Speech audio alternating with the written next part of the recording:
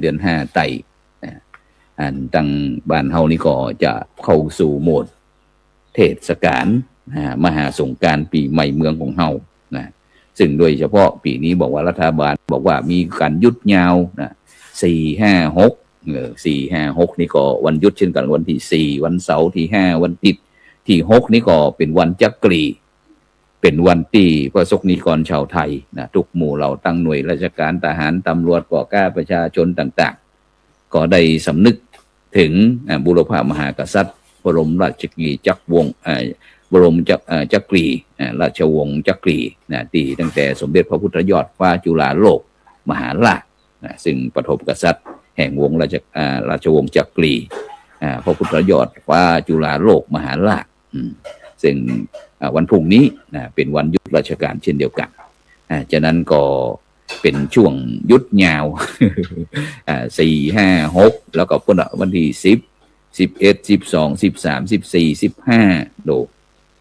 5วันด้วยกันเทศกาลมหาสงกรานต์ปีใหม่เมืองฉะนั้นเนี่ยบรรดาท่านผู้ฟังทั้งหลายถ้าถึงเรื่องอันภาษาเมืองของเฮาคนเมืองของเฮานะโดยเฉพาะพี่น้องเจ้าล้านนาเจ้าล้านนาของเฮานี่ก็อันจะมีความผูกพันนะเกี่ยวกับเรื่องโดยเฉพาะเรื่องวัฒนธรรม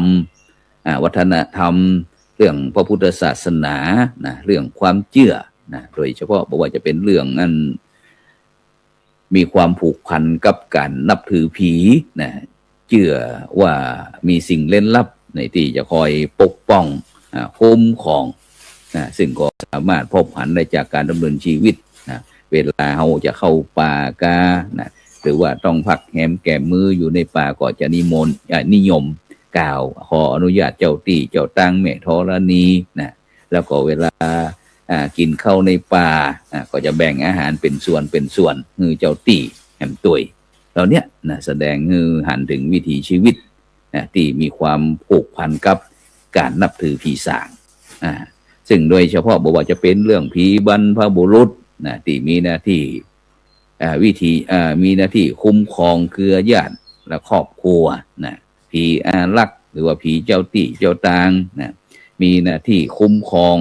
บ้านเมืองแล้วก็ชุมชนนะเป็นห้องว่าผีเจ้าบ้านพ่องผีเจ้าเมืองพ่องนะแล้วก็ผีขุนน้ำมีหน้าที่ฮือน้ำดูแลเรื่องน้ำเรื่องให้เรื่องสวนผีฝายหรือว่าอันเป็นห้องว่าถ้าปัจจุบันนี้อาจจะเป็นเขื่อนอ่างเก็บน้ำนะมีหน้าที่คุ้มครองเรื่องเมืองฝ่ายผีซบน้ำหรือว่าผีปากน้ำนะคุ้มครองบริเวณที่มีแม่น้ำสองสายมาพบกันมาพบซบเจอกันแล้วสุดท้ายก็คือผีวิญญาณประจำเข้าเป็นห้องว่าแม่พระโพธิ์ศพหรือว่าแม่ผีวิญญาณประจำแผ่นดินเป็นห้องว่าแม่ธรณีฉะนั้นก็ในช่วงนี้ช่วงปีใหม่เมืองเขาก็จะมีการเลี้ยงผีต่างๆตามมันตระกูลตามหมู่บ้านต่างๆฉะนั้นคนเมืองของเขานี่บอกว่าจะเป็นเรื่องวันดีวันเสียต่างๆนี่บรรดาท่านผู้ฟังทั้งหลายโดยเฉพาะอันเป็นบอกว่าอันวันเสียประจำเดือนอย่างอันประจำเดือนตั้งเหนือเขาเป็นห้องว่าเดือนเกียง59เสียติดกับจันทร์ที่60วันอังคารเสียอังคารวันเดียวนี่นะ3-7-11นี่เดือน7เสียเสาร์กับพัดวันบดีวันพัดวันเสาร์กับวันพัดส่วน4-8-12เดือน4เดือน8เดือน12นี่บอกว่าเสียสุกกับปุดเสียสุกกับปุดนะฉะนั้นเฮาก็จะมักจะหันนั่นพี่น้องเจ้าบ้านเนี่ยเวลาจะทำงานอย่างก็มักจะไปหาพ่ออาจารย์พ่องไปหาตุลุงพ่องอีน่ะตุอาวพ่องที่มีความรู้เกี่ยวเรื่องการคำนวณวันเวลาต่างๆเนี่ยเพราะฉะนั้นเนี่ยบรรดาท่านผู้ฟังทั้งหลายประเพณีตั้งล้านนาตั้งภาคเหนือเขาเนี่ยเกิดจากการผสมผสานการดำเนินชีวิตแล้วก็ตั้งพระพุทธศาสนาโดยเฉพาะตะกี้เขาได้พูดถึงเรื่องการนับถือผีนะซึ่งโดยเฉพาะถ้าภาคเหนือเขาจะมีงานประเพณีในรอบปีทุกๆเดือนนะอย่างประเพณีที่กำลังจะมาถึงนี่ก็คือสงกรานต์หรือว่าปีใหม่เมืองประเพณีปีใหม่เมืองซึ่งถือว่าเป็นช่วงแรกของการเริ่มต้นปีใหม่เมืองหรือว่าสงกรานต์ประเพณีนะ โดยเฉพาะก็จะแบ่งออกเป็นวันที่13 เมษายนนะก็คือวันสังขารล่องถือว่าเป็นวันสิ้นสุดของปีนะโดยจะมีการยิงปืนพ่องยศประทัดพ่องตั้งแต่พวกนั้นก่อนที่จะแจ้งพวกนั้นเพื่อที่จะขับไล่สิ่งที่บ่ดีวันนี้ก็เป็นวันที่ต้องเก็บกวาดบ้านเฮียนทำความสะอาดเป็นห้องว่า Big Cleaning เนาะทำงานวัดวาอารามตีสาธารณะต่างๆในหมู่บ้านเปียวพัดถูให้เรียบร้อยในวันที่13แล้วก็วันที่14 เมษายนเป็นห้องว่าวันเน่าตอนเจ้าก็จะมีการจัดเตรียมอาหารเครื่องไทยทานสำหรับงานบุญในวันที่15ตอนบ่ายก็จะไปขนทรายจากแม่น้ำเพื่อที่จะนำไปก่อเจดีย์ทรายในวัดเป็นการทดแทนหินดินทรายที่พี่น้องพุทธศาสนิกชนได้เข้าไปวัดได้ย่ำติดเกิบติดตีนติดเท้าตลอดทั้งปีก็เพื่อที่จะบ่ให้เป็นเวรเป็นกรรมเต็มต้นวันที่14แล้วก็วันที่15 เมษายนเป็นห้องว่าวันพญาวันพญาวันก็คือวันที่ใหญ่ที่สุดเป็นวันเริ่มศักราชใหม่ซึ่งก็พี่น้องเจ้าพุทธเขาก็จะถือโอกาสทำบุญถวายขันเข้าถวายตุงถวายไม้กำโพกำสีที่วัดส่งน้ำพระพุทธรูปพระธาตุลานวิหารเจดีย์หดน้ำขอพรผู้รักผู้ใหญ่ผู้ใหญ่บ้านกำนันผู้นำชุมชนพ่ออุ้ยแม่อุ้ยที่เคารพนับถือ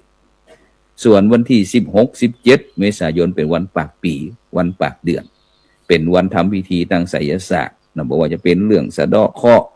ปู่จาสิ่งศักดิ์สิทธิ์ต่างๆที่เจ้าล้านนามีความเชื่อว่าการทำพิธีสืบชะตาจะช่วยต่อให้อายุตนเองญาติพี่น้องบ้านเมืองให้ยืนยาวให้มีความจันรุ่งหุ่งเรืองแล้วก็เป็นความสิริมงคลอย่างการสืบชะตานี่ก็บอกว่าจะเป็นสืบชะตาคนสืบชะตาบ้านสืบชะตาเมืองฉะนั้นนี่ก็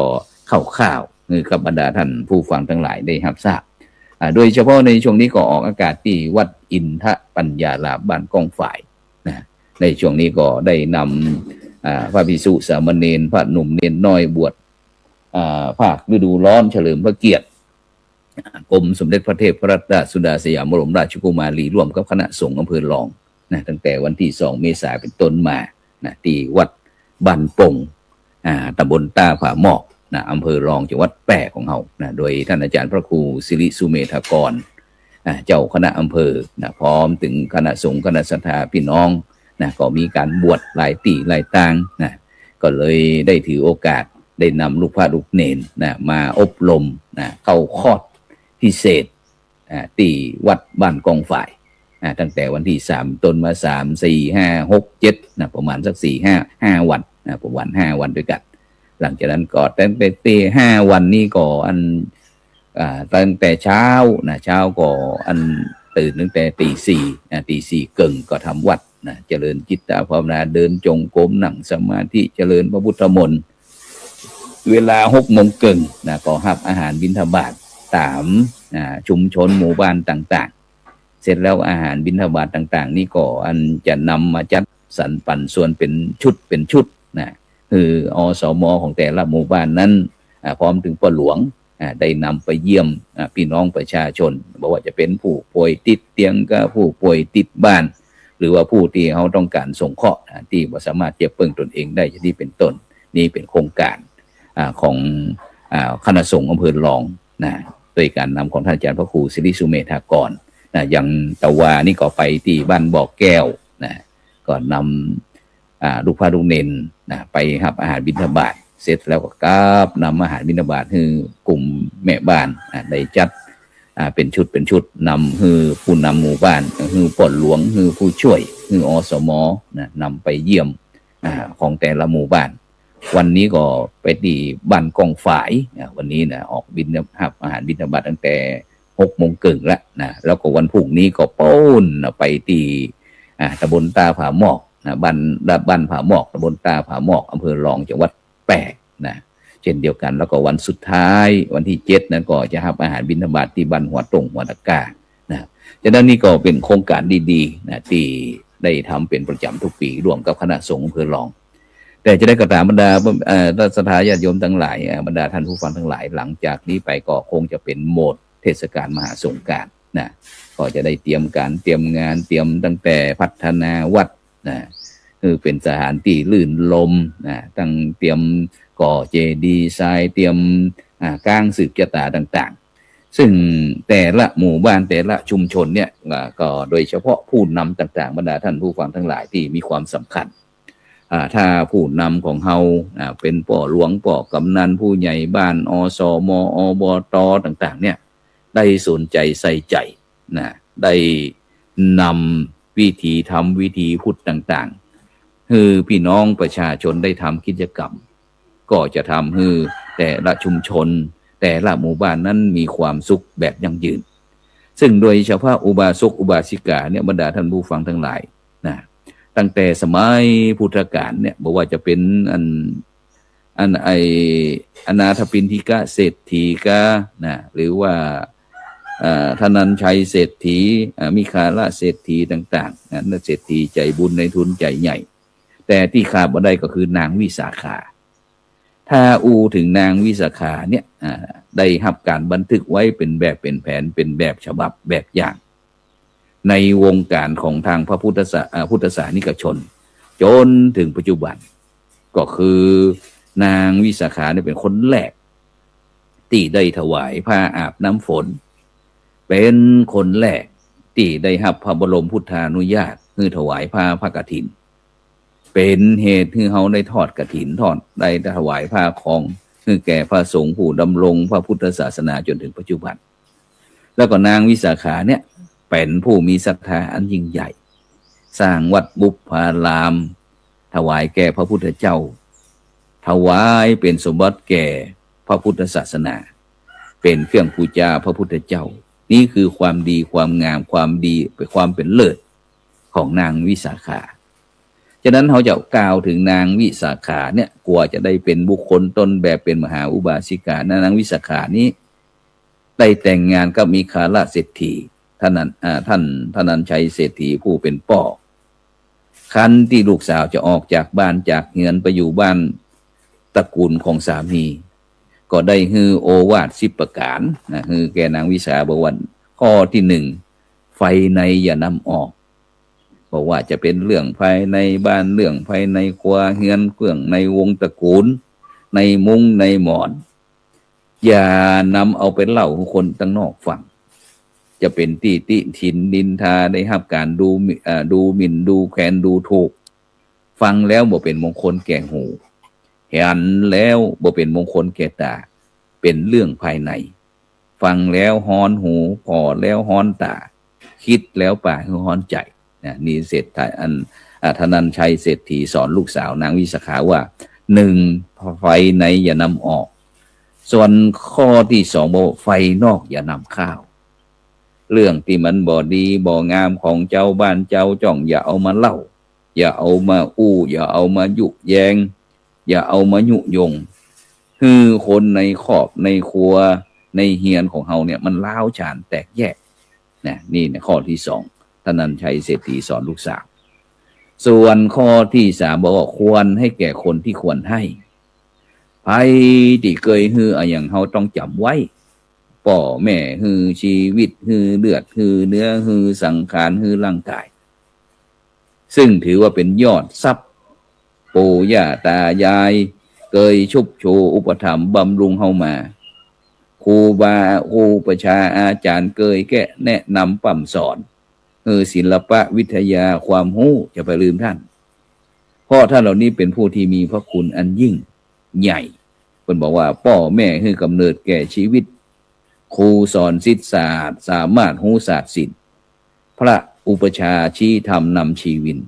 ทั่วฟ้าดินหาได้เทียบเปรียบพระคุณเพราะฉะนั้นเนี่ยบรรดาท่านผู้ฟังทั้งหลายไผเคยฮืออย่างเฮาแก่เฮาเมื่อมีโอกาสก็อย่าลืมปฏิการะตอบแทนเพิ่นฮ้องว่าฮือแก่คนที่ควรฮือหรือว่าให้แก่คนที่ควรให้เป็นการแสดงความกตัญญูกตเวทีซึ่งเป็นคุณธรรมที่เป็นเครื่องหมายเป็นสัญลักษณ์ของคนดี ฉะนั้นเนี่ยบรรดาท่านผู้ฟังทั้งหลายอันยังที่เฮาท่านทั้งหลายจะต้องกตัญญูนะเปิ้นบอกว่าบ่อนที่เคยอยู่บ้านที่เคยอยู่อูที่เคยนอนหมอนที่เคยหนุนพระคุณที่เคยเปิ้งเนี่ยเปิ้นว่าอย่าลืมต้องระลึกนึกถึงต้องหาโอกาสตอบแทนเพราะฉะนั้นการที่ฮ้องว่าให้แก่คนที่ควรฮื้อก็คือตอบแทนคนที่เคยมีพระคุณนั่นเองนี่ข้อที่สาม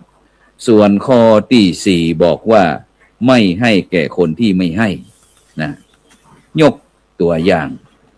ใครที่เคยกู้เคยยืมเคยเปิ่งเคยปาอาศัยฮือไปแล้วเขาบ่คืนมันเบี้ยวนะก็เข้าตราช่วยเหลือแล้วยังทรยศเนี่ยเป็นห้องว่านะกู้แล้วบ่ใจยืมแล้วยึดจัดเป็นลูกหนี้ที่จันเลวจันบ่ดีอย่างนี้วันหน้าก็บ่ต้องฮือแหมนี่ข้อที่สี่ส่วนข้อที่ห้าบอกว่าให้แก่คนที่ทั้งให้และไม่ให้นะข้อนี้ก็หมายถึงญาติมิตรพี่น้องบางคนบอกเคยฮื้ออย่างแก่เฮาบางคนก็เคยฮื้อแก่เฮา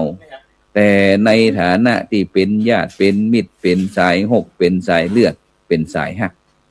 จะใจจืดใจดำก็บ่ใจตีเพราะฉะนั้นก็ต้องสงเคราะห์อนุเคราะห์ฮือยืมหรือว่ายกฮือโดยไม่เอาคืนฮือแล้วฮือเลยอย่างนี้เป็นห้องว่าให้แก่คนที่ทั้งให้และไม่ให้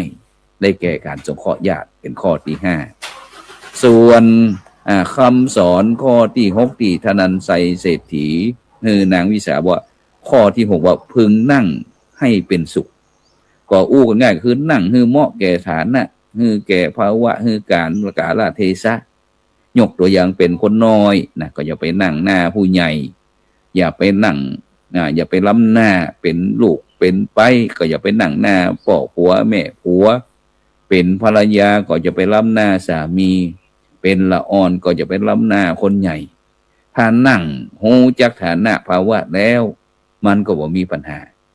ก็จะมีแต่ความสุขความเจริญนะนี่ข้อที่หกส่วนข้อที่เจ็ดพึงนอนให้เป็นสุขซึ่งตามวิสัยของลูกไปก็ต้องดูแลปฏิบัติพ่อผัวแม่ผัวให้เรียบร้อยนะท่านได้พักได้พรอย่างก่อนตรวจตาความเรียบร้อยบอกว่าจะเป็นครัวเฮียนครัวบ้านเรียบร้อยแล้วก้อยพักผ่อน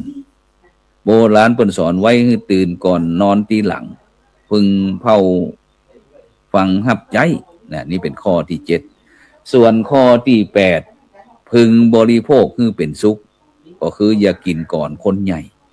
ต้องจัดการให้ท่านได้รับประทานได้กินอย่างก่อนแล้วก้อยรับประทานค่อยกินบ่ใจเหลือเดนไว้ให้ท่านลูกบ่ควรกินก่อนพ่อก่อนแม่หลานก็บ่ควรกินก่อนปู่ย่าตายายนะนอกจากนั้นนอกจากที่เพิ่นจะอนุญาตกินจะไปโรงเรียนก็จะไปทำกิจกรรมกินก่อนเตอะนะอีพ่อแม่อุ้ยพ่ออุ้ยแม่อุ้ยบ่อยากเตื้อสูจะไปเฮียห้ำเฮียนก็กินก่อนนี่เพิ่นอนุญาตละยังบ่เป็นหยัง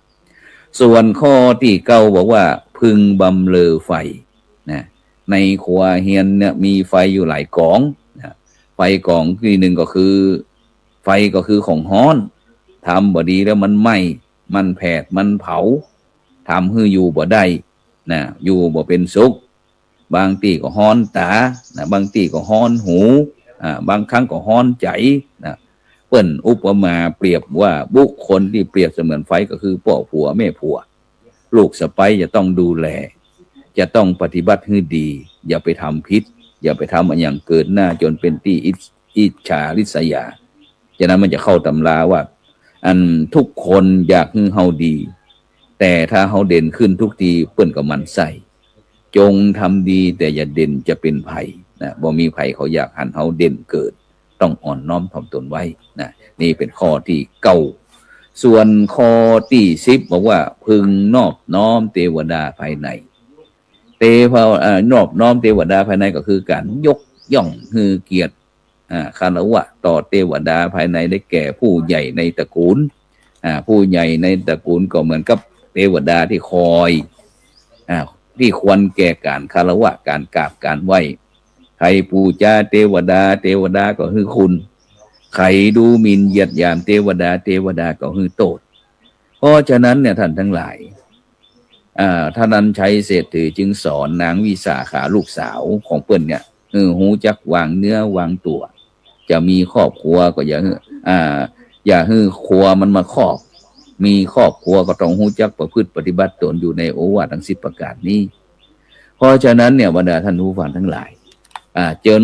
ทำให้นางวิสาขาเนี่ยเป็นต้นแบบต้นฉบับ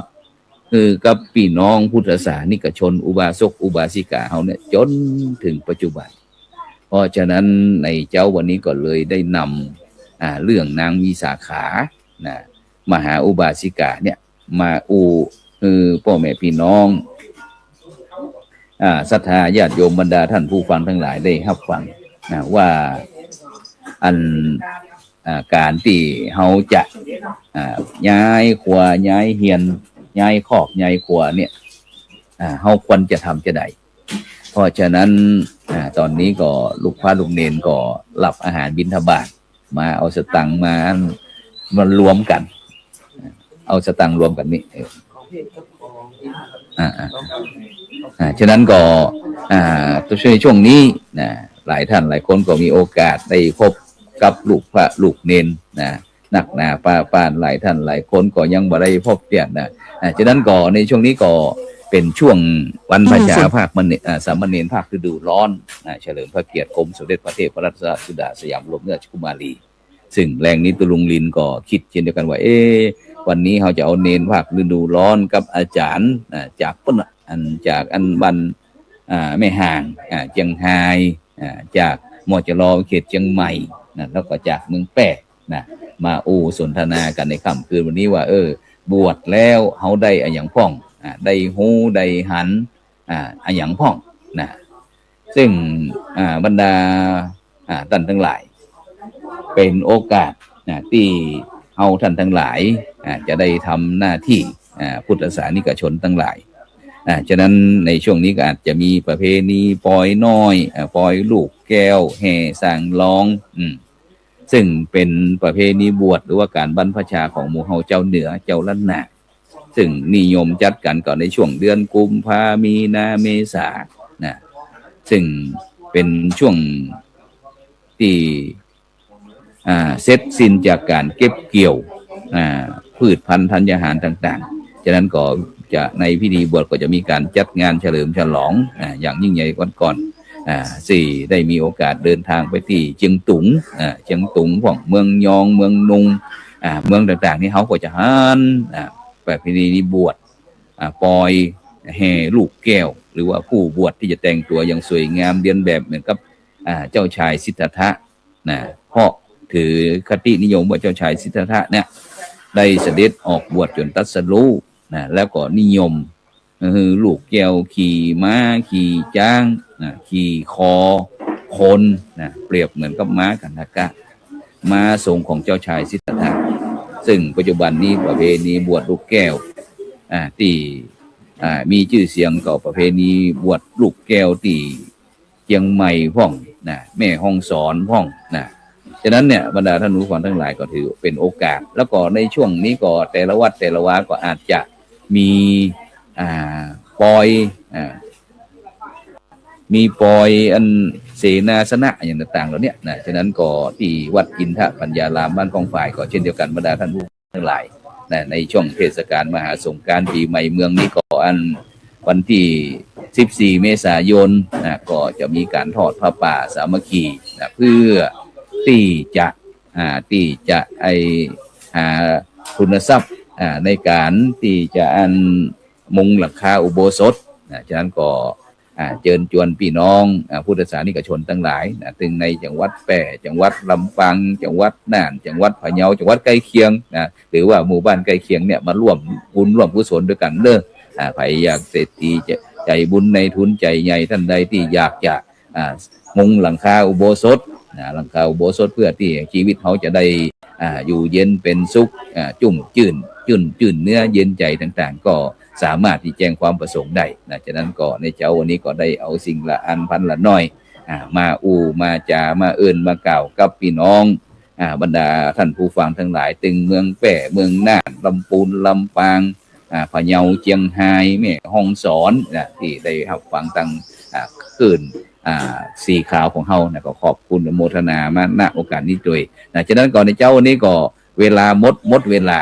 มาแรงเฮามาพบกันใหม่ในรายการในเห็นธรรมเห็นเราเห็นธรรมในคืนวันอาทิตย์ซึ่งจะเอาลูกเนนตั้ง3จังหวัดตึงเจียงไฮ้ตึงเจียงใหม่ตึงเมืองแป้มาออกสนทนากัน